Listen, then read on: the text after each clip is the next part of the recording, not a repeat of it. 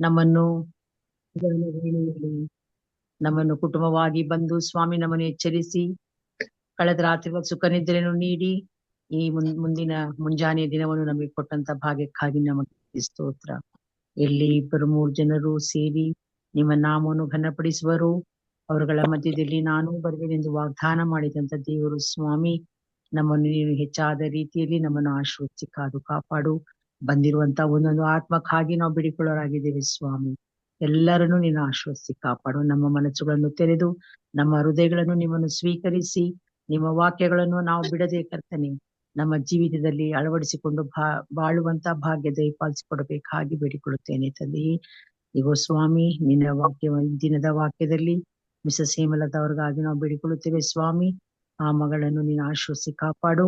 ಅವರಿಗೆ ಇನ್ನೂ ಹೆಚ್ಚಾದ ರೀತಿಯ ಜ್ಞಾನ, ಭಕ್ತಿಯನ್ನು ಸ್ವಾಮಿ ಕರ್ತನೆ, ಇನ್ನೂ ಅನೇಕ ರೀತಿಯಲ್ಲಿ ವಾಕ್ಯಗಳನ್ನು ಸಾರುವಂತ ಭಾಗ್ಯವನ್ನು ದಯಪಾಲಿಸಿಕೊಡು.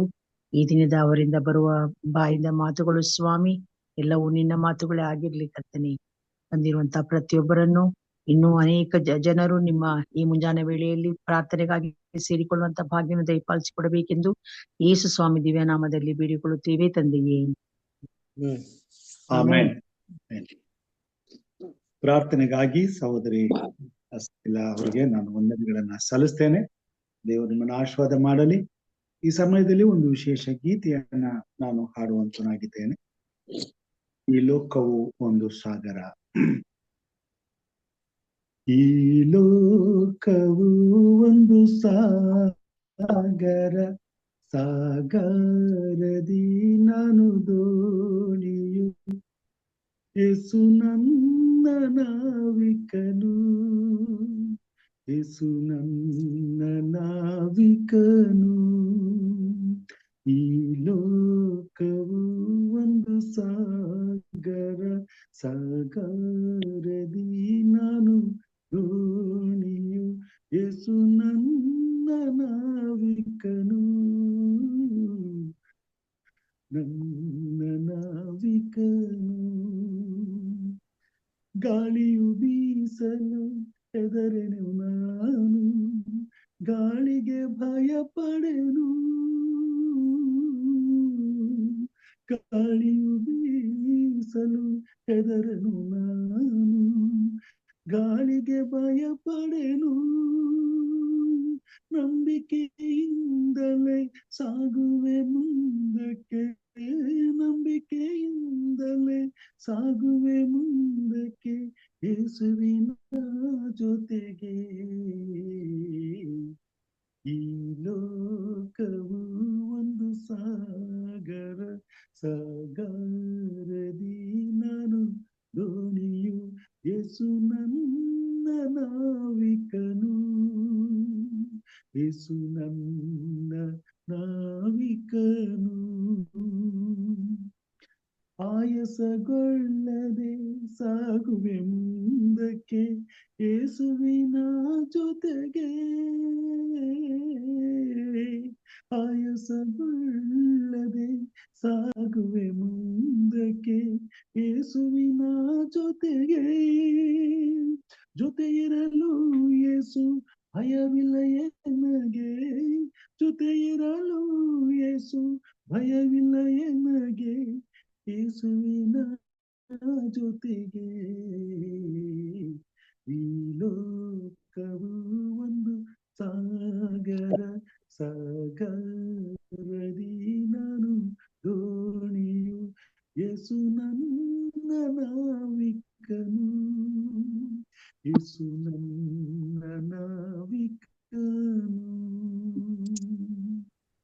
ಸೇರುವೆ ನಾನು ಪರಲೋಕ ರಾಜ್ಯಕ್ಕೆ, ಯೇಸುವಿನ ಜೊತೆಗೆ.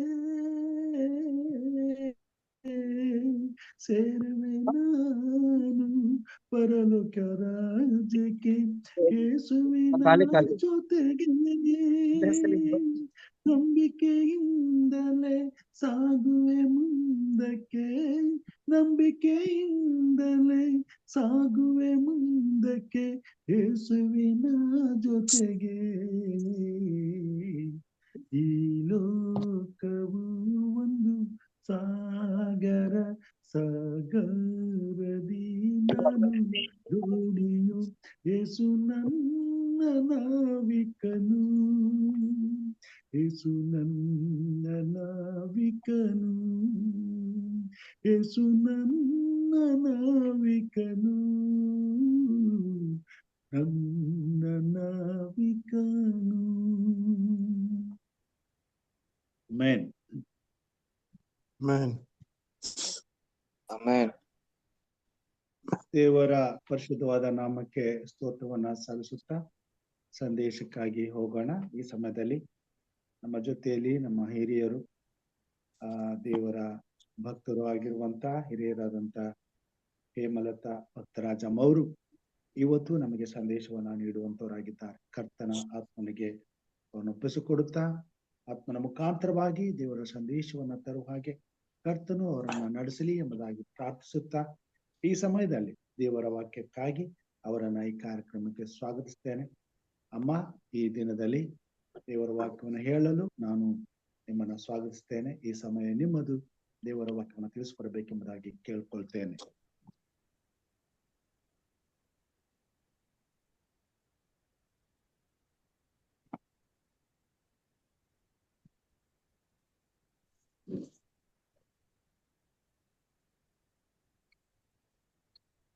ಇದ್ದೀರಾ?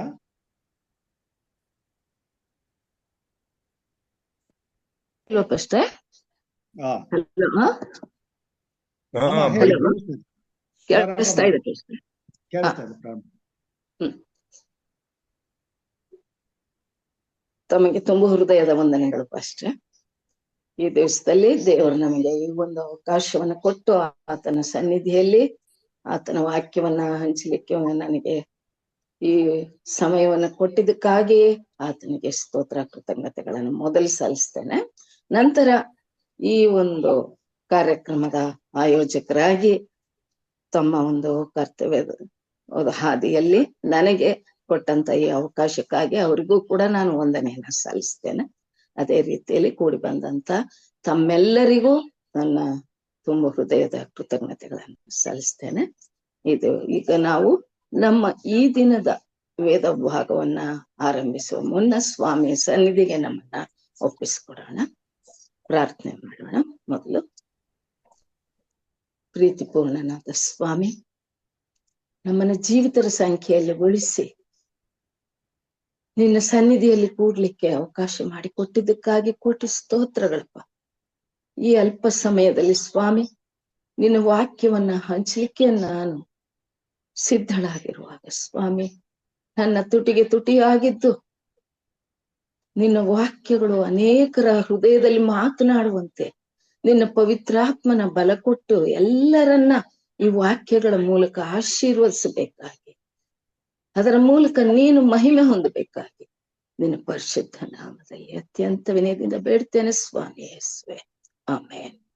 Amen. ನಮ್ಮ ಈ ದಿನದ ವೇದಕ್ಕಾಗಿ ದೇವರು ನನಗೆ ಆರಿಸಿಕೊಟ್ಟಂತ ಒಂದು ಭಾಗ, ನಾನು ಪಾಪ ಮಾಡಿದೆನು ಎಂಬ ಶೀರ್ಷಿಕೆ. ಮತ್ತಾಯ 27:4 ತಪ್ಪಿಲ್ಲದವನನ್ನ ಮರಣಕ್ಕೆ ಒಪ್ಪಿಸಿಕೊಟ್ಟು ಪಾಪ ಮಾಡಿದೆನು ಎಂಬುದಾಗಿ ನಾವು ಓದ್ತೇವೆ. ನಾನು ಪಾಪ ಮಾಡಿದ್ದೇನೆ ಎಂದು ಒಪ್ಪಿಕೊಂಡವರು ಸತ್ಯವೇದದಲ್ಲಿ ಅನೇಕರಿದ್ದಾರೆ. ಆದ್ರೆ ಇವರೆಲ್ಲರೂ ಕ್ಷಮೆಯನ್ನು ಪಡೆದುಕೊಂಡ್ರೆ ಎಂಬುದನ್ನ ಕುರಿತು ಸತ್ಯವೇದದ ಮೂಲಕ ಈಗ ನಾವು ಧ್ಯಾನ ಮಾಡೋಣ. ಮೊದಲನೇದಾಗಿ ಫರೋಹನ್. ಕರ್ತನಾದ ದೇವರು ಐಗುಪ್ತರನ್ನ ಮಹಾಬಾಧೆಗಳಿಂದ ಬಾಧಿಸಿದಾಗ ಫರೋಹನಿಗೆ ಪಾಪದ ಅರಿವು ಉಂಟ. ಆಗ ಅವನು ಮೋಶೆ ಆರೋನರನ್ನ ಕರೆಸಿ ಅವರಿಗೆ, ನಾನು ಅಪರಾಧಿ ಎಂದು ಈಗ ಒಪ್ಕೊಂಡೆನೋ, ಯೆಹೋವನು ನ್ಯಾಯವಂತನು, ನಾನು ನನ್ನ ಜನರು ದೋಷಿಗಳು. ಈ ಭಯಂಕರವಾದ ಗುಡುಗು ಕಲ್ಲಿನ ಮಳೆಯೂ ಹೆಚ್ಚಾಗಿವೆ. ಇವುಗಳನ್ನ ನಿಲ್ಲಿಸುವುದಕ್ಕೆ ಕರ್ತನನ್ನ ಪ್ರಾರ್ಥಿಸಿರಿ. ದೇಶವನ್ನ ಬಿಟ್ಟು ಹೋಗೋಕೆ ನಿಮ್ಗೆ ಅಪ್ಪಣೆ ಕೊಡ್ತೇನೆ, ನಿಮ್ಮನ್ನ ತಡೆಯೋದಿಲ್ಲ ಎಂಬುದಾಗಿ ಫರೋಹನು ಈ ಮೋಶೆ ಆರೋನರಿಗೆ ಹೇಳ್ತಾರೆ. ಆಗ ಈ ಮೋಶೆ ಫರೋಹನನ್ನ ಬಿಟ್ಟು ಪಟ್ಟಣದಿಂದ ಹೊರಗೆ ಬಂದು ಕೈ ಎತ್ತಿ ಯೆಹೋವನನ್ನ ಪ್ರಾರ್ಥಿಸ್ತಾನೆ. ಆಗ ಗುಡುಗು ಕಲ್ಲಿನ ಮಳೆ ಕೂಡ ನಿಂತು ಹೋಗುತ್ತೆ. ಆಗ ಫರೋಹನು ಅವನ ಪರಿವಾರದವರು ಇನ್ನೂ ಪಾಪಿಷ್ಠರಾಗಿ ತಮ್ಮ ಹೃದಯಗಳನ್ನ ಮೊಂಡು ಮಾಡಿ ಪಾಪದ ಗ್ರಹಿಕೆ ಅವರಲ್ಲಿ ಮರಿ ಆಯ್ತು. ಆ ಪಾಪದ ಗ್ರಹಿಕೆಯು ಸಮಯ ಕಳೆದರೆ ಸಾಕು ಎಂದು ಹೇಳುವ ಹಾಗೆ ಇತ್ತು. ಇಂಥ ಪಾಪದ ಗ್ರಹಿಕೆ ಇದು ತಾತ್ಕಾಲಿಕವಾದದ್ದು. ರಕ್ಷಣೆಯನ್ನ, ಬಿಡುಗಡೆಯನ್ನ ಹೊಂದಲಾರದಂಥ ಪಾಪದ ಗ್ರಹಿಕೆ ಆಗಿದೆ. ನಾ ಪಾಪ ಮಾಡಿದ್ದೇನೆ ಎಂಬುದಾಗಿ ಹೇಳಬಹುದು, ಅದರ ಗ್ರಹಿಕೆ ನಮ್ಮಲ್ಲಿ ಬರಬಹುದು. ಆದರೆ ಸಮಯ ಸಾಧನೆಗೋಸ್ಕರವಾಗಿ ಈ ರೀತಿಯಲ್ಲಿ ಪ್ರಾರ್ಥನೆ ಪಾಪದ ಅರಿಕೆ ಮಾಡಿಕೊಂಡ್ರೆ ಇದರಿಂದ ನಮಗೆ ರಕ್ಷಣೆಯೂ ದೊರೆಯೋದಿಲ್ಲ, ಬಿಡುಗಡೆಯೂ ಕೂಡ ದೊರೆಯೋದಿಲ್ಲ ಅನ್ನೋದನ್ನ ಇದರಲ್ಲಿ ನಾವು ಫರೋಹನ ಈ ಒಂದು ಬೇಡಿಕೆ ಮೂಲಕ, ಪಾಪದ ಅರಿಕೆ ಮೂಲಕ ನಾವು ತಿಳಿಬಹುದಾಗಿದೆ. ಈಗ ಎರಡನೇದಾಗಿ ನೋಡುವಾಗ ಸೌಲನು ಇಸ್ರಾಯೇಲರ ಮೊದಲನೇ ಅರಸನಾಗಿರ್ತಾನೆ. ಆದ್ರೂ ಅವನು ಒಂದು ಸಾರಿ ಕರ್ತನಿಗೆ ಅವಿಧೇಯನಾಗ್ತಾನೆ. ಈ ಸಂದರ್ಭವನ್ನ ನೋಡುವಾಗ ಇಸ್ರಾಯೇಲರು ಐಗುಪ್ತ ದೇಶದಿಂದ ಬರ್ತಾ ಇರುವಾಗ ಅಮಾಲೇಕ್ಯರು ದಾರಿಯಲ್ಲಿ ಅವರಿಗೆ ವಿರೋಧವಾಗಿ ನಿಂತು ತೊಂದರೆ ಪಡಿಸ್ತಾರೆ. ಇದರಿಂದ ಯೆಹೋವ ದೇವರು ಕೋಪಗೊಂಡು ನಾನು ಅವರಿಗೆ ಮೊಯಿ ತೀರಿಸುವೆನು ಎಂಬುದಾಗಿ ಹೇಳಿ ಸಮುವೇಲನನ್ನ ಕರೆದು ಸಮುವೇಲನ ಮೂಲಕ ಸೌಲನಿಗೆ ಇದು ಒಂದು ಎಚ್ಚರಿಕೆಯನ್ನ ಹೇಳ್ತಾರೆ. ಅವನಿಗೆ ವಿಷಯವನ್ನ ಮುಟ್ಟಿಸ್ತಾರೆ. ಏನು ಅಂದ್ರೆ, ಈಗ ನೀನು ಹೋಗಿ ಅವರನ್ನ ಸೋಲಿಸಿ ಅವರಿಗಿರುವುದನ್ನೆಲ್ಲ ಸಂಪೂರ್ಣವಾಗಿ ಹಾಳು ಮಾಡು. ಗಂಡಸರನ್ನ, ಹೆಂಗಸರನ್ನ, ಮಕ್ಕಳನ್ನ, ಶಿಶುಗಳನ್ನು, ಎತ್ತು, ಕತ್ತೆ, ಕುರಿ, ಒಂಟೆ ಎಲ್ಲವನ್ನ, ಅವ್ರಿಗಿರುವ ಆಸ್ತಿ ಎಲ್ಲವನ್ನ ಕನಿಕರವಿಲ್ಲದೆ ನಾಶ ಮಾಡು ಎಂಬುದಾಗಿ ಯೆಹೋವ ದೇವರು ಸಮುವೇಲನ ಮೂಲಕ ಸೌಲನಿಗೆ ಕಳಿಸ್ತಾನೆ. ಸೌಲನು ಆಗ ಹೋಗಿ ಅದೇ ಅಮಲೇಕ್ಯರ ಅರಸನಾದಂತ ಅಗಾಗನನ್ನ ಸಜೀವಿಯಾಗಿ ಹಿಡಿದು ಎಲ್ಲ ಜನರನ್ನ ಕತ್ತಿಯಿಂದ ಸಂಹರಿಸ್ತಾನೆ. ಮತ್ತು ಮೇಲ್ತರದ ಕುರಿದನಗಳು, ಕುರಿಮರಿಗಳು ಮತ್ತು ಕೊಬ್ಬಿದ ಪಶುಗಳು, ಶ್ರೇಷ್ಠವಾದಂತ ಎಲ್ಲ ಪದಾರ್ಥಗಳನ್ನು ಕೂಡ ನಾಶ ಮಾಡ್ಲಿಕ್ಕೆ ಮನಸ್ಸಿಲ್ಲದೆ ಅವುಗಳನ್ನ ಉಳಿಸ್ಕೊಂಡು ಪ್ರಯೋಜನವಿಲ್ಲದೆ ಇರುವಂತ ಹೀನವಾದವುಗಳನ್ನ ಮಾತ್ರ ನಾಶ ಮಾಡಿಬಿಡ್ತಾನೆ. ಉತ್ತಮವಾದವುಗಳನ್ನ ಗಿಲ್ಗಾಲ್ನಲ್ಲಿ ಯೆಹೋವನಿಗೆ ಯಜ್ಞ ಮಾಡುವುದಕ್ಕಾಗಿ ಅವನು ಅದನ್ನ ಉಳಿಸ್ಕೊಳ್ತಾನೆ. ಅದು ಜನರ ಪ್ರೇರೇಪಣೆಯಿಂದ, ಅವರ ಭಯದಿಂದ, ಅವರೆಲ್ಲ ಹೇಳಿದ್ರಿಂದ ಅವನು ನಾವು ಯಜ್ಞ ಮಾಡೋಣ, ಒಳ್ಳೇದಲ್ಲ, ಇದೆಲ್ಲ ಬಹಳ ಚೆನ್ನಾಗಿದೆ ಹಾಗಂತ ಹೇಳಿ ಅವನನ್ನು ಪುಸ್ಲಾಯಿಸಿದಾಗ ಅವನು ಆಯ್ತು, ದೇವ್ರ ತಾನೇ ನಾವು ಒಪ್ಪಿಸ್ತೀವಿ ಇದನ್ನ ಅಂತ ಹೇಳಿ ಅವನು ಅಂತ ಅಮೂಲ್ಯವಾದವುಗಳನ್ನ ಹಾಗೆ ಉಳಿಸ್ಕೊಂಡು ಬಿಡ್ತಾನೆ ಯಜ್ಞಕ್ಕೋಸ್ಕರ. ಇದು ಪ್ರವಾದಿಯಾದ ಸಮುವೇಲನಿಗೆ ಕಂಡು ಬಂತು, ತಿಳಿದು ಬಂತು. ಆಗ ಅವನು ಬಂದು ಇವನಿಗೆ ಹೇಳ್ತಾನೆ, ಸೌಲನಿಗೆ, ಯೆಹೋವನು ವಿಧೇಯತ್ವಕ್ಕೆ ಮೆಚ್ಚುವಷ್ಟು ಯಜ್ಞ ಹೋಮಗಳಿಗೆ ಮೆಚ್ಚುತ್ತಾನೋ? ಯಜ್ಞವನ್ನು ಅರ್ಪಿಸುವುದಕ್ಕಿಂತ ಮಾತು ಕೇಳುವುದು ಉತ್ತಮ. ಟಗರುಗಳ ಕೊಬ್ಬಿಗಿಂತ ವಿಧೇಯತ್ವವು ವಿಶೇಷವಾಗಿದೆ. ಅವಿಧೇಯತ್ವವು ಮಂತ್ರ ತಂತ್ರಗಳಷ್ಟೇ ಕೆಟ್ಟದ್ದಾಗಿರುವುದು. ನೀನು ಯೆಹೋವನ ಮಾತನ್ನ ತಳ್ಳಿಬಿಟ್ಟಿದ್ದರಿಂದ ಆತನು ನಿನ್ನನ್ನು ಅರಸುತನದಿಂದ ತಳ್ಳಿಬಿಟ್ಟಿದ್ದಾನೆ ಎಂಬುದಾಗಿ ನಾವು ಈ ಒಂದು ಸಮುವೇಲ 15ನೇ ಅಧ್ಯಾಯದಲ್ಲಿ ನೋಡ್ತೇವೆ. ಆಗ ಸೌಲನು ಸಮುವೇಲನಿಗೆ ಹೇಳ್ತಾನೆ, ನಾನು ಯೆಹೋವನ ಮತ್ತು ನಿನ್ನ ಆಜ್ಞೆಗಳನ್ನ ಮೀರಿ ಪಾಪ ಮಾಡಿದ್ದೇನೆ. ಜನರಿಗೆ ಹೆದರ್ಕೊಂಡು ಅವ್ರ ಮಾತ ಕೇಳುತ್ತೇನೆ. ನೀನು ದಯವಿಟ್ಟು ನನ್ನ ಪಾಪವನ್ನ ಕ್ಷಮಿಸು. ದಯವಿಟ್ಟು ಇಸ್ರಾಯೇಲರ ಮುಂದೆ, ಜನರ ಹಿರಿಯರ ಮುಂದೆ ನನ್ನ ಮಾನವನ್ನ ಉಳಿಸು ಎಂಬುದಾಗಿ ಬೇಡ್ಕೊಳ್ತಾನೆ. ಈ ಒಂದು ಪಾಪದ ಅರಿಕೆ ಉದ್ದೇಶ ಏನಾಗಿತ್ತು? ರಾಜ್ಯದ ಲಾಭವಾಗಿದ್ದೇ ಹೊರತು ನಿಜವಾದ ಪಶ್ಚಾತ್ತಾಪದಿಂದ ಬರಲಿಲ್ಲ. ನಾನು ಪಾಪ ಮಾಡಿದ್ದೇನೆಂದು ಹೇಳುವಾಗ ತನಗೆ ಮಾನ, ಘನ, ರಾಜಕೀಯ ಲಾಭ ಸಿಗುವುದೆಂದು ಅವನು ನೆನೆಸ್ಕೊಂಡಿದ್ದ.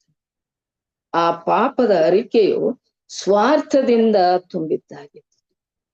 ಪ್ರಿಯರೇ, ಅನೇಕ ವೇಳೆ ನಾವು ಕೂಡ ಈ ರೀತಿಯಲ್ಲಿ ಪಾಪ ಸ್ವಾರ್ಥಕ್ಕಾಗಿ, ರಾಜಕೀಯ ಲಾಭಕ್ಕಾಗಿ, ಅಧಿಕಾರಕ್ಕಾಗಿ ನಾವು ಈ ರೀತಿಯ ಕೆಲಸಗಳನ್ನು ಮಾಡಿ ಪಾಪ ಮಾಡಿದಾಗ ನಮ್ಮ ಸ್ವಾರ್ಥಕ್ಕೋಸ್ಕರವಾಗಿ ದೇವ್ರ ಮುಂದೆ ನಾವು ಅರಿಕೆ ಮಾಡ್ಕೊಂಡ್ಬಿಡ್ತೇವೆ. ಅಪ್ಪ, ನಾನು ಪಾಪ ಮಾಡಿದ್ದೇನೆ, ನನ್ನನ್ನು ಕ್ಷಮಿಸು, ನನಗೆ ಈ ಒಂದು ಇದನ್ನ ಅವಕಾಶವನ್ನು ಒದಗಿಸ್ಕೊಡು ಹಾಕಿ ದೇವ್ರ ಮುಂದೆ ಅರಿಕೆ ಮಾಡ್ತೇವೆ. ಆದ್ರೆ ಈ ಸ್ವಾರ್ಥದಿಂದ ಮಾಡಿದಂತ ಪ್ರಾರ್ಥನೆಗಳು ಇದರಿಂದ ಯಾವ ಪ್ರಯೋಜನವೂ ಇಲ್ಲ. ಹಾಗಾಗಿ ಅವನು ಸೌಲನು ಮಾಡಿದಂತ ಪ್ರಾರ್ಥನೆಗೆ ದೇವರು ಬೆಲೆ ಕೊಡ್ಲಿಲ್ಲ. ವಿಧೇಯತ್ವಕ್ಕೆ ಮೆಚ್ಚುವಷ್ಟು ಯಜ್ಞ ಹೋಮಗಳಿಗೆ ಮೆಚ್ಚೋದಿಲ್ಲ. ನಾವ್ ಏನೇ ಕಾಣಿಕೆ ಕೊಡ್ಲಿ ಅಥವಾ ಯಾವ ರೀತಿಯಲ್ಲಿ ದೇವರನ್ನು ಸನ್ಮಾನಿಸಿದ್ರೂ ಕೂಡ ದೇವರು ಅವನಿಗೆ ವಿಧೇಯರಾಗದೆ ಇದ್ದಾಗ ಸ್ವಾಮಿ ಮೆಚ್ಕೊಳಲ್ಲ ಅನ್ನೋದನ್ನ ಈ ಸೌಲನ ಉದಾಹರಣೆಯಿಂದ ನಾವು ತಿಳಿಯಬಹುದಾಗಿ. ಮೂರನೇದಾಗಿ ಇಸ್ಕರಿಯೋತ ಯೋಧ, ಇವನು ಕ್ರಿಸ್ತನೊಂದಿಗೆ ಊಟ ಮಾಡಿ 3.5 ವರ್ಷಗಳ ಕಾಲ ಆತನ ಒಡನಾಡಿಯಾಗಿದ್ದು ಸೇವೆ ಮಾಡಿದಂತ ಆತನ ಶಿಷ್ಯರಲ್ಲಿ ಒಬ್ಬನಾಗಿರ್ತಾನೆ. ದೊಡ್ಡ ಅಧಿಕಾರವನ್ನು ಕೂಡ ಪಡ್ಕೊಂಡವನಾಗಿರ್ತಾನೆ. ಈತನು ತನ್ನ ಗುರುವನ್ನು ಹಿಡ್ಕೊಡ್ಲಿಕ್ಕೆ ಒಂದು ಹೀನ ಬುದ್ಧಿಯನ್ನ ತೋರಿಸ್ತಾನೆ. ಮಹಾಯಾಜಕರು ಹಾಗೂ ಜನರ ಹಿರಿಯರಿಗೆ ಮಾತು ಕೊಟ್ಟು ಕೇವಲ 30 ರೂಪಾಯಿಗಳಿಗೆ ಸ್ವಾಮಿಯನ್ನ ಹಿಡ್ಕೊಡ್ತಾನೆ. ಆತನನ್ನ ಹಿಡ್ಕೊಟ್ಟು ಯೂದನು ಕ್ರಿಸ್ತನಿಗೆ ಮರಣ ದಂಡನೆಯ ತೀರ್ಪಾಗುವುದನ್ನ ನೋಡ್ತಾನೆ. ನೋಡಿದಾಗ ಇವನಿಗೆ ಪಶ್ಚಾತ್ತಾಪ ಉಂಟಾಗುತ್ತೆ. ಆಗ ಆ 30 ರೂಪಾಯಿಯನ್ನ ತಗೊಂಡು ಮಹಾಯಾಜಕರು ಮತ್ತು ಹಿರಿಯರ ಬಳಿಗೆ ಬರ್ತಾನೆ. ಬಂದು ಅವ್ರಿಗೆ ಹೇಳ್ತಾನೆ, ತಪ್ಪಿಲ್ಲದವನನ್ನ ಮರಣಕ್ಕೆ ಒಪ್ಪಿಸಿಕೊಟ್ಟು ಪಾಪ ಮಾಡಿದೆನು. ನೋಡಿ ಅವನಲ್ಲಿ ಎಂಥ ಒಂದು ಇದು ಬರುತ್ತೆ. ಆಗ ಸ್ವಾಮಿ ಅವನಿಗೆ ಮರಣದಂಡನೆ ಶಿಕ್ಷೆ ವಿಧಿಸಿದಾಗ ಆಗ ಇವನ ಮನಸ್ಸಿನಲ್ಲಿ ಅದು ಮಾತನಾಡುತ್ತೆ. ಇವರ ಮಹಾಯಾಜಕರು ಮತ್ತು ಹಿರಿಯರ ಬಳಿಗೆ ಬಂದು ಆ ಹಣವನ್ನ ಕೊಡ್ಲಿಕ್ಕೆ ಹೋದಾಗ ಅವರು ಅವ್ರ ಏನು ಹೇಳ್ತಾರೆ, ನಮ್ಗೇನಾಗ್ಬೇಕು, ನೀನೇ ನೋಡ್ಕೊ ಹಾಗಂತಂದ್ಬಿಟ್ಟು ಅವನ ಬಗ್ಗೆ ತಿರಸ್ಕಾರ ಮಾಡ್ತಾರೆ. ತಮ್ಮ ಸ್ವಾರ್ಥವನ್ನ ಅಲ್ಲಿ ತೀರ್ಸ್ಕೊಳ್ತಾರೆ. ಆಗ ಅವನು ನೋಡಿ, ಜನರ ಗುಣ ಇಷ್ಟೇ, ನಾನು ನನ್ನ ಸ್ವಾಮಿಗೆ ವಿರುದ್ಧವಾಗಿ ಪಾಪ ಮಾಡುದಲ್ವ, ಹಾಗಂತ ಅವನು ಆ ಹಣವನ್ನ ದೇವಾಲಯದೊಳಗೆ ಬಿಸಾಟ್ಬಿಟ್ಟು ಹೊರಟು ಹೋಗಿ ಉರ್ಲು ಹಾಕಿಕೊಂಡು ಪ್ರಾಣ ಬಿಡ್ತಾನೆ. ಪಾಪದ ಗ್ರಹಿಕೆ ಅವನಲ್ಲಿ ಬಂದಾಗ ಮನಸ್ಸಾಕ್ಷಿ ಅವನ ಮನಸ್ಸನ್ನ ಕರಗಿಸುತ್ತೆ. ಅವನ ಮನಸ್ಸಾಕ್ಷಿಗೆ ವಿರೋಧವಾಗಿ ಸಾಕ್ಷಿ ಹೇಳುತ್ತೆ, ಮನಸ್ಸನ್ನ ವಾದಿಸುತ್ತದೆ. ಆ ಸಂಕಟವನ್ನ ಅವನಿಂದ ಸಹಿಸ್ಕೊಳ್ಳಿಕ್ಕೆ ಆಗ್ಲಿಲ್ಲ. ತಪ್ಪಿಲ್ಲದವನನ್ನ ಮರಣಕ್ಕೆ ಒಪ್ಪಿಸಿಕೊಟ್ಟನಲ್ಲ ಎಂಬುದಾಗಿ ಬೇಚಾಡ್ತಾನೆ. ಆದ್ರೆ ಪಶ್ಚಾತ್ತಾಪದಿಂದ ಕ್ರಿಸ್ತನೆಡೆಗೆ ಬರಲಾರ್ದೆ ಹೋಗ್ತಾನೆ. ತನ್ನಲ್ಲಿ ತಾನೇ ಪಶ್ಚಾತ್ತಾಪ ಪಟ್ಕೊಂಡ. ಆದ್ರೆ ಸ್ವಾಮಿ ಬಳಿಗೆ ಬಂದು, ಸ್ವಾಮಿ ನಾನು ತಪ್ಪು ಮಾಡಿದ್ದೇನೆ ಎಂಬುದಾಗಿ ಆತ ಹೇಳಲಿಕ್ಕೆ ಹೋಗ್ಲಿಲ್ಲ. ಪಾಪದ ಗ್ರಹಿಕೆಯನ್ನು ಪಡೆದವನು ಪಾಪಿಗಳ ಮಿತ್ರನೆಡೆಗೆ ತಿರುಗಲಿಲ್ಲ. ತಿರುಗಿದ್ರೆ ಅವನಿಗೆ ಕ್ಷಮೆ ಬಿಡುಗಡೆ ಸಿಗ್ತಾ ಇತ್ತು. ಬದಲಾಗಿ ಆತ್ಮಹತ್ಯೆ ಮಾಡಿಕೊಂಡು ತನ್ನನ್ನು ತಾನೇ ಅಂತ್ಯ ಮಾಡಿ ಇಂಥ ಎಷ್ಟೋ ಜನರು ಪಾಪ ಮಾಡಿ ದೇವರಿಗೂ ಮನುಷ್ಯರಿಗೂ ವಿರುದ್ಧವಾಗಿ ಪಾಪ ಮಾಡಿ ತಮ್ಮನ್ನೇ ತಾವು ದಂಡಿಸ್ಕೊಳ್ತಾರೆ. ದೇವರ ಬಳಿಯ ಪಾಪವನ್ನ ಅರಿಕೆ ಮಾಡಿಕೊಂಡು ಒಪ್ಕೊಂಡು ಸ್ವಾಮಿಯಿಂದ ಕ್ಷಮೆ ಕೇಳೋ ಮನಸ್ಸವರಲ್ಲಿ ಇರಲ್ಲ. ಹೀಗೆ ಇಸ್ಕರಿಯೋತ ಯೋಧನು ಸ್ವಾಮಿಗೆ ವಿರುದ್ಧವಾಗಿ ಪಾಪ ಮಾಡಿ ತಪ್ಪಿಲ್ಲದವನನ್ನು ಮರಣಕ್ಕೆ ಒಪ್ಪಿಸಿಕೊಟ್ಟನಲ್ಲ ಎಂಬುದಾಗಿ ಪೇಚಾಡಿ ಅದೇ ಸ್ವಾಮಿಯ ತನ್ನ ಗುರುವಿನ ಬಳಿಗೆ ಅವನ ತಿರುಗಿ ಬರದೆ ಆತನ ತನ್ನನ್ನೇ ತಾನೇ ಅಂತ್ಯ ಮಾಡಿಕೊಳ್ತಾನೆ. ಹೀಗೆ ನಾವು ಇವನ ಒಂದು ಜೀವನದಿಂದಾಗಿ ಸ್ವಾಮಿಯ ಬಳಿಗೆ ಪಶ್ಚಾತ್ತಾಪದಿಂದ ಬಂದು ನಮ್ಮ ಪಾಪಗಳನ್ನ ಅರಿಕೆ ಮಾಡಿಕೊಂಡಾಗ ಸ್ವಾಮಿ ಕ್ಷಮಿಸ್ತಾನೆ, ಬಿಡುಗಡೆನು ಕೊಡ್ತಾನೆ ಅನ್ನೋದನ್ನ ಇಸ್ಕರಿಯೋತ ಯೋಧನ ಮೂಲಕ ನಾವು ತಿಳಿಬಹುದಾಗಿದೆ ಪ್ರಿಯರೇ. ಈಗ 4ನೇದಾಗಿ ತಪ್ಪಿ ಹೋದ ಮಗನು. ಇವನ ಬಗ್ಗೆ ನಾವು ನೋಡುವಾಗ ಲೂಕ 15ನೇ ಅಧ್ಯಾಯದಲ್ಲಿ ನಾವು ನೋಡುವಾಗ ಒಬ್ಬನೊಬ್ಬ ಮನುಷ್ಯನಿಗೆ 2 ಮಕ್ಕಳು ಇರ್ತಾರೆ. ಅವರಲ್ಲಿ ಕಿರಿಯವನು ತಂದೆಯ ಬಳಿಗೆ ಬಂದು, ಅಪ್ಪ, ಆಸ್ತಿಯಲ್ಲಿ ನನಗೆ ಬರ್ತಕ್ಕ ಪಾಲನ್ನ ಕೊಡು ಎಂಬುದಾಗಿ ಬಲವಂತವಾಗಿ ಕೇಳಿ ಅದನ್ನ ಪಡ್ಕೊಂಡು ದೂರ ದೇಶಕ್ಕೆ ಹೊರಟೋಗ್ತಾನೆ. ಎಲ್ಲವನ್ನ ತಗೊಂಡು ಅಲ್ಲಿ ಸ್ನೇಹಿತರನ್ನೆಲ್ಲ ಕೂಡಿಸ್ಕೊಂಡು ಪಟಿಂಗನಾಗಿ ಬದುಕಿ ತನ್ನ ಆಸ್ತಿಯನ್ನೆಲ್ಲ ಸೂರೆ ಮಾಡ್ಕೊಳ್ತಾನೆ, ಹಾಳು ಮಾಡ್ಕೊಳ್ತಾನೆ. ಅದೇ ಸಮಯಕ್ಕೆ ಅವನಿದ್ದ ದೇಶದಲ್ಲೆಲ್ಲ ಘೋರವಾದ ಬರ ಬರುತ್ತೆ. ಈ ತಿನ್ಲಿಕ್ಕೂ ಏನೋ ಗತಿ ಇಲ್ಲದಂತೆ ಆಗ್ತಾನೆ. ನೋಡಿದ್ರೆ ಹೊರದೇಶ, ಯಾರು ಗುರ್ತಿಲ್ಲ, ಪರಿಚಯ ಇರುವಂತ ಅವನ ಗೆಳೆಯರು, ಅವನ ಇದು ಹತ್ತಿರದಲ್ಲಿದ್ದಂಥವ್ರು ಇವನಲ್ಲಿ ಏನು ದುಡ್ಡು ಇಲ್ದೆ ಇದ್ಮೇಲೆ, ಏನು ಇಲ್ದೆ ಇದ್ಮೇಲೆ ಅವನನ್ನು ಬಿಟ್ಟು ದೂರ ಹೊರಟೋಗ್ತಾರೆ, ಒಂಟಿಗನಾಗ್ತಾನೆ. ಆಗ ತಿನ್ನಕ್ ಬೇಕಲ್ಲ, ಹೊಟ್ಟೆ ಹೊರಿಲಿಕ್ಕೆ, ಅದಕ್ಕೋಸ್ಕರ ಒಂದು ಮನೆಯಲ್ಲಿ ಹೋಗಿ ಕೇಳಿದಾಗ ಅವರು ಅವನಿಗೆ ಹಂದಿ ಮೇಯಿಸೋ ಕೆಲಸ ಕೊಡ್ತಾರೆ. ಅವನು ಆ ಒಂದು ಹಂದಿಯನ್ನ ಮೇಯಿಸ್ತಾ ಇದ್ದಾಗ ಅವು ತಿನ್ನುತ್ತಿದ್ದ ಕಾಯಿಗಳನ್ನಾದ್ರೂ ತಿಂದು ತನ್ನ ಹಸಿವನ್ನ ತೀರಿಸ್ಕೊಳ್ಬೇಕು ಎಂಬುದಾಗಿ ಆಸೆ ಪಡ್ತಾನೆ. ಆದ್ರೆ ಯಾರು ಅವನಿಗೂ ಅದನ್ನೂ ಕೂಡ ಕೊಡ್ಲಿಲ್ಲ. ಇಂಥ ಒಂದು ಪರಿಸ್ಥಿತಿಯಲ್ಲಿ ಆಗ ಅವನಿಗೆ ಬುದ್ಧಿ ಬರುತ್ತೆ. ತನ್ನ ತಂದೆ ಮನೆಯಲ್ಲಿ ಕೂಲಿ ಆಳುಗಳಿಗೆ ಬೇಕಾದಷ್ಟು ಆಹಾರವಿದೆ, ಚೆಲ್ತಾ ಇರ್ತಾರೆ ಆಹಾರ.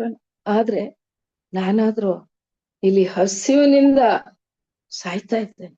ಇದ್ರ ಬದಲಿಗೆ ತಂದೆ ಬಳಿಗೆ ಹೋಗಿ ಬೇಡ್ಕೊಂಡ್ರೆ ಅಪ್ಪ ನನ್ನನ್ನ ಕ್ಷಮಿಸ್ತಾರೆ, ನನ್ನನ್ನ ಪ್ರೀತಿಯಿಂದ ಸೇರಿಸ್ಕೊಳ್ತಾರೆ ಎಂಬ ನಂಬಿಕೆ ಅವನಲ್ಲಿ ಇತ್ತು. ಆ ನಂಬಿಕೆಯಿಂದ ಅವನು ತಂದೆಯ ಬಳಿಗೆ ವಾಪಸ್ ಬರ್ತಾನೆ. ತಂದೆಯವನು ಬರೋದನ್ನೇ ಕಾಯ್ತಾ ಇದ್ದು ದೂರದಿಂದ ಅವನು ಬರುವಿಕೆಯನ್ನ ತಿಳಿದು ಓಡಿ ಹೋಗಿ ಅವನನ್ನ ಅಪ್ಕೊಳ್ತಾನೆ. ಆಗ ಆದ್ರೂ ತಂದೆ ನನ್ನನ್ನು ಅಪ್ಕೊಂಡ ಅನ್ನೋದು ಇದ್ರೂನು ಕೂಡ ಅವನು ತಂದೆಯ ಬಳಿಗೆ ಹೋಗಿ, ಅಪ್ಪ, ಪರಲೋಕಕ್ಕೆ ವಿರೋಧವಾಗಿ, ನಿನ್ನ ಮುಂದೆಯೂ ವಿರೋಧವಾಗಿ, ನಿನಗೂ ವಿರೋಧವಾಗಿ ಪಾಪ ಮಾಡಿದ್ದೇನಪ್ಪ. ಇನ್ನು ನಾನು ನಿನ್ನ ಮಗನೆನಿಸಿಕೊಳ್ಳುವುದಕ್ಕೆ ಯೋಗ್ಯನಲ್ಲಪ್ಪ ಎಂಬುದಾಗಿ ಪಶ್ಚಾತ್ತಾಪದಿಂದ ಅಳ್ತಾನೆ.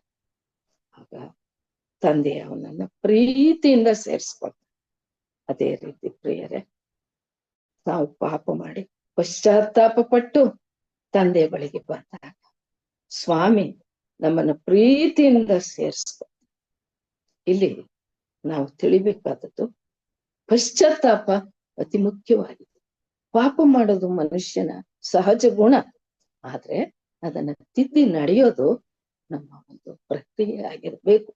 ಪಶ್ಚಾತ್ತಾಪ ಪಟ್ಟು ಸ್ವಾಮಿಯ ಬಳಿಗೆ ಬಂದಾಗ ಸ್ವಾಮಿ ಪ್ರೀತಿಯಿಂದ ನಮ್ಮನ್ನ ಸೇರಿಸ್ಕೊಳ್ತಾನೆ ಅನ್ನೋದನ್ನ ಈ ಒಂದು ತಪ್ಪಿ ಹೋದ ಮಗನ ಒಂದು ಉದಾಹರಣೆ ಮೂಲಕ ನಾವು ತಿಳಿ.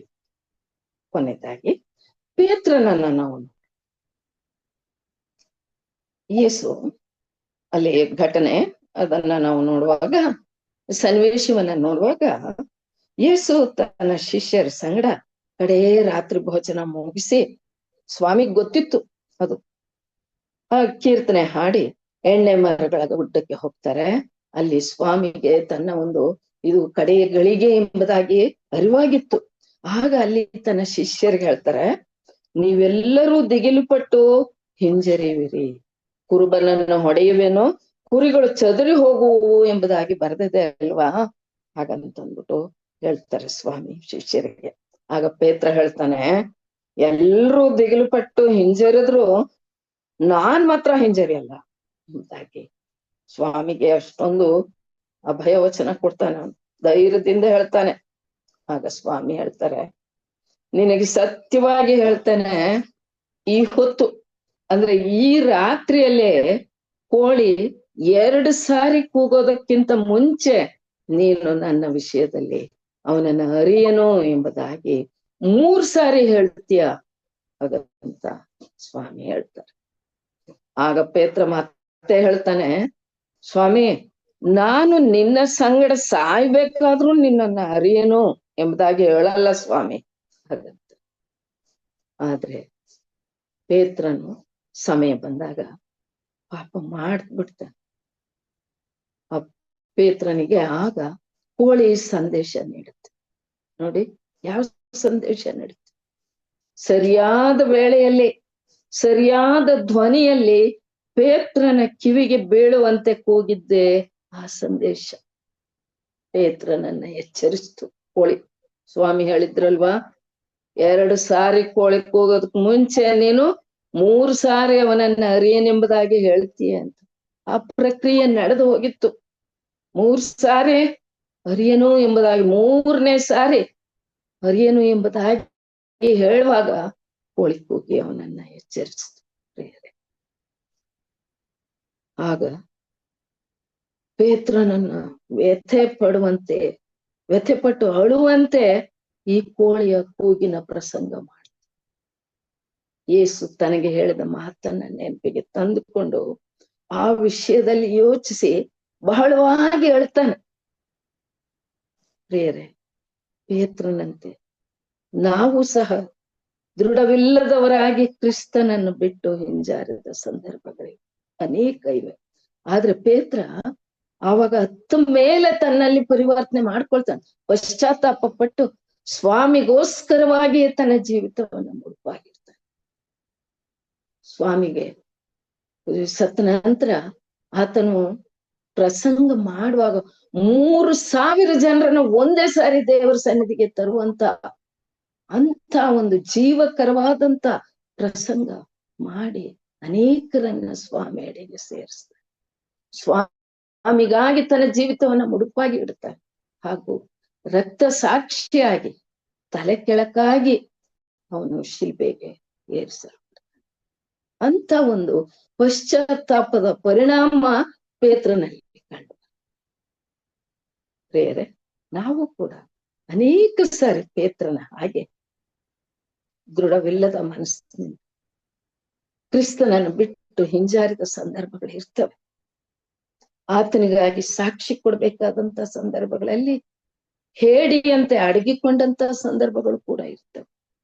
ಆದ್ರೂ ತನ್ನ ಬಳಿಗೆ ಬರುವವರನ್ನ, ಅಂದ್ರೆ ಪಶ್ಚಾತ್ತಾಪದಿಂದ ಬರುವವರನ್ನ ಸ್ವಾಮಿ ಎಂದು ತಳ್ಳಿ ಬಿಡುವ.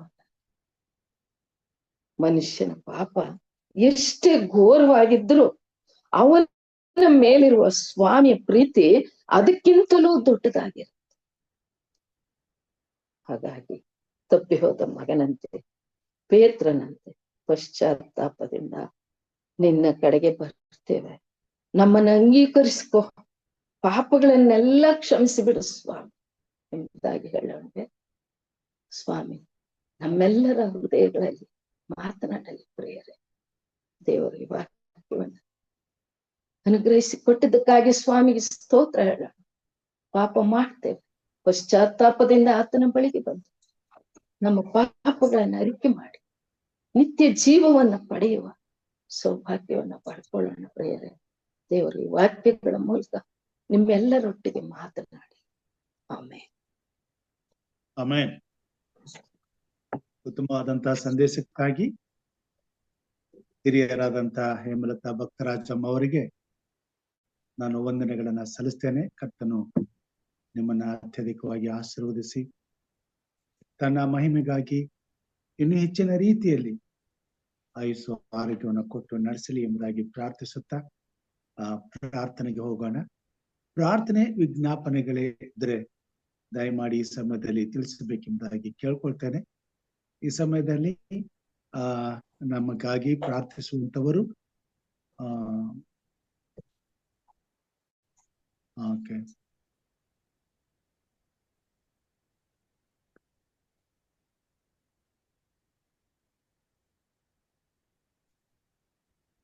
ಸಹೋದರಿ ಲೀಲಾ ಅವರು ಪ್ರಾರ್ಥನೆ ಮಾಡ್ತೀರಾ?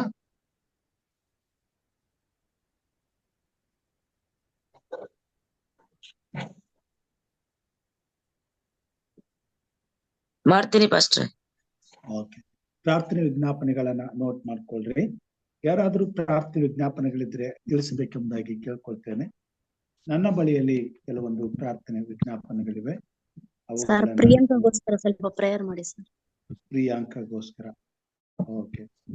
ನಮ್ ಕುಟುಂಬಕ್ಕೋಸ್ಕರ ಸ್ವಲ್ಪ ಪ್ರೇಯರ್ ಮಾಡಿ sir. Okay. Pastor good morning.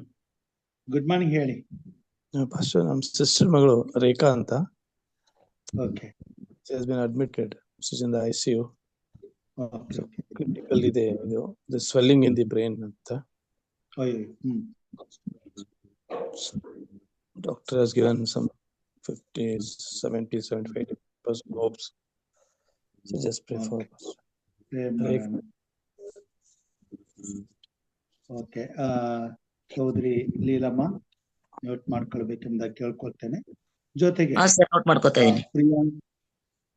Priyanka ಅವರ ವಿದ್ಯಾಭ್ಯಾಸಕ್ಕಾಗಿ, ಪರೀಕ್ಷೆಗಾಗಿ, ರೇಖಾ ಅವರ ಆರೋಗ್ಯಕ್ಕಾಗಿ ಅವರು ಅಡ್ಮಿಟ್ ಆಗಿದ್ದಾರೆ, ಹಾಗೂ ವರಲಕ್ಷ್ಮಿ ಅವರ ಕುಟುಂಬಕ್ಕಾಗಿ ಮತ್ತು ಮೇಘನ ಅವರ ಆರೋಗ್ಯಕ್ಕಾಗಿ, ಗಾಯತ್ರಿ ಅವರ ಆರೋಗ್ಯಕ್ಕಾಗಿ, ಸರ್ ಲಕ್ಷ್ಮಿ ಆದ್ಮೇಲೆ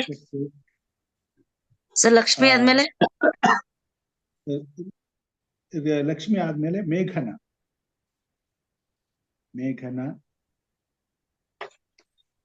ಅವ್ರಿಗೆ ಏನಾಗಿದೆ ಸರ್? ಇವರು ಆರೋಗ್ಯಕ್ಕಾಗಿ, ಗಾಯತ್ರಿ ಅವರ ಆರೋಗ್ಯಕ್ಕಾಗಿ, ಆಶಾ ವೆಂಕಟೇಶ್ ಅವರ ಕುಟುಂಬಕ್ಕಾಗಿ, ಕೃಷ್ಣಪ್ಪ ಅವರ ಆರೋಗ್ಯಕ್ಕಾಗಿ, ಪ್ರಕಾಶ್ ಅವರ ಕುಟುಂಬಕ್ಕಾಗಿ,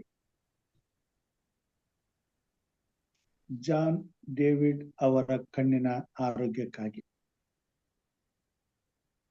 ಕೃಷ್ಣ ಜಾನ್ ಆದ್ಮೇಲೆ ಡೇವಿಡ್,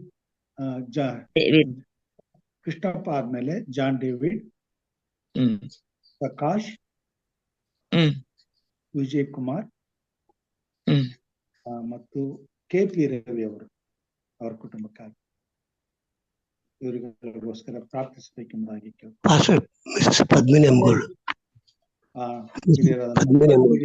ಅವ್ರಿಗೋಸ್ಕರ. Good morning pastor. Good morning, ಹೇಳಿ. ಮುನಿಯಪ್ಪ ಕೃಷ್ಣಪ್ಪ ಅವ್ರಿಗಾಗಿ. ಕೃಷ್ಣಪ್ಪ ಅವ್ರಿಗೆ ಹೇಳಿದ್ದೀನಿ. ಮುನಿಯಪ್ಪ ಅವ್ರನ್ನ ಸೇರಿಸ್ಕೊಂಡು ಮುನಿಯಪ್ಪ ಅವ್ರಿಗೆ, ನಮ್ಮ ಕುಟುಂಬಕ್ಕಾಗಿ ಪಾಸ್ಟರ್. ಓಕೆ. ಹಿರಿಯರಂತ ಲೋಕೇಶ್ ಅಂಕಲ್ ಅವರ ಕುಟುಂಬಕ್ಕಾಗಿ ಪ್ರಾರ್ಥನೆ ಮಾಡೋಣ. ಪ್ರಾರ್ಥನೆ ಮಾಡೋಣ.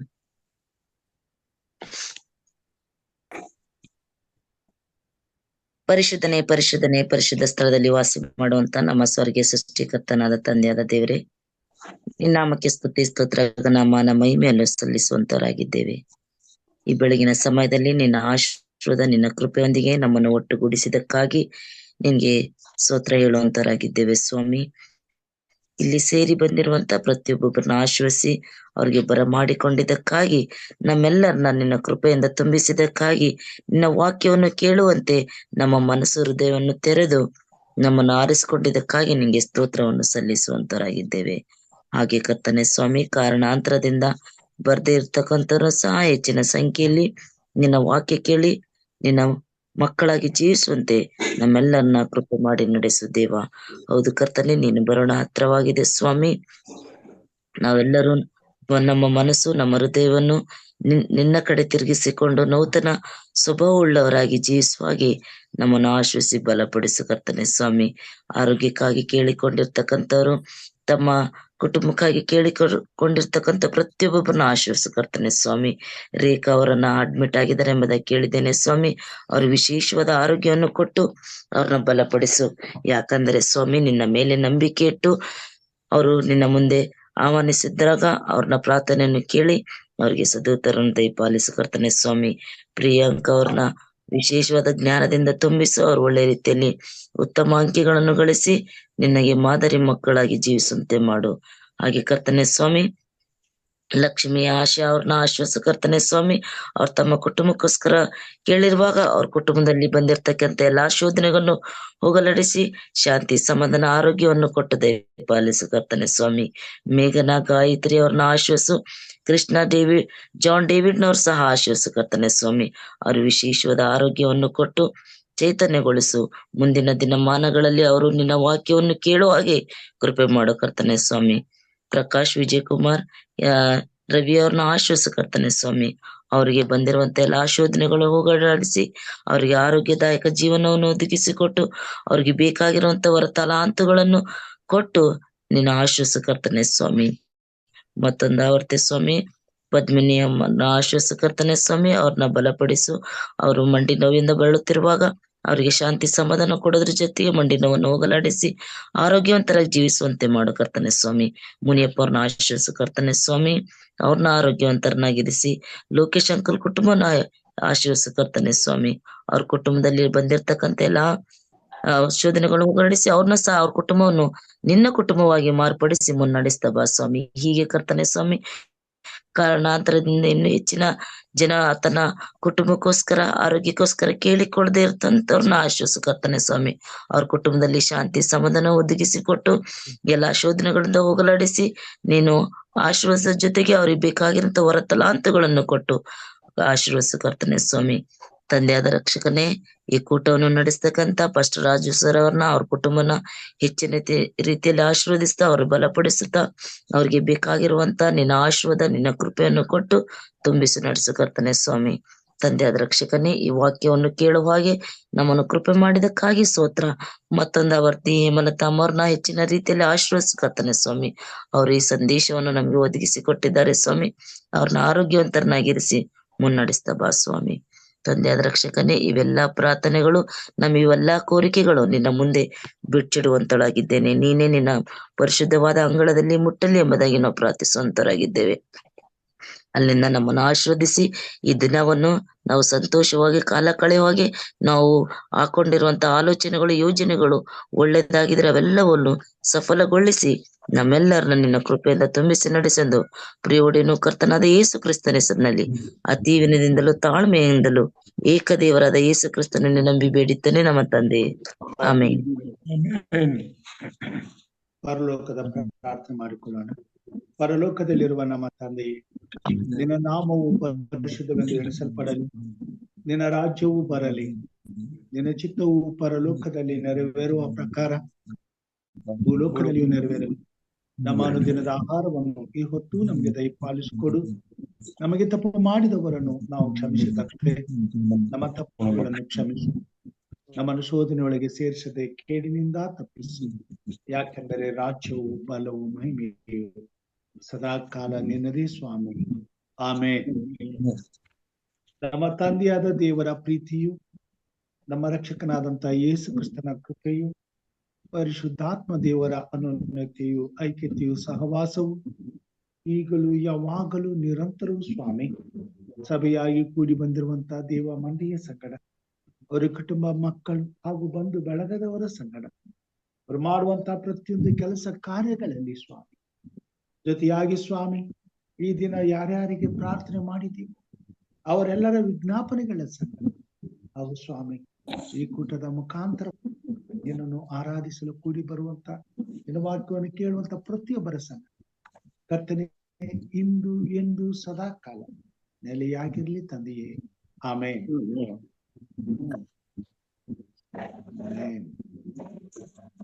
ಥ್ಯಾಂಕ್ ಯು ಅಮ್ಮ, ಉತ್ತಮವಾದಂತಹ ಸಂದೇಶಕ್ಕಾಗಿ ವಂದನೆಗಳನ್ನ ಸಲ್ಲಿಸ್ತೇನೆ. ಆಶೀರ್ವಾದ ಮಾಡ್ಲಿ. Thank you. ಈ ದಿನದ ಆರಂಭದ ಪ್ರಾರ್ಥನೆಯನ್ನ ಮಾಡಿದಂತ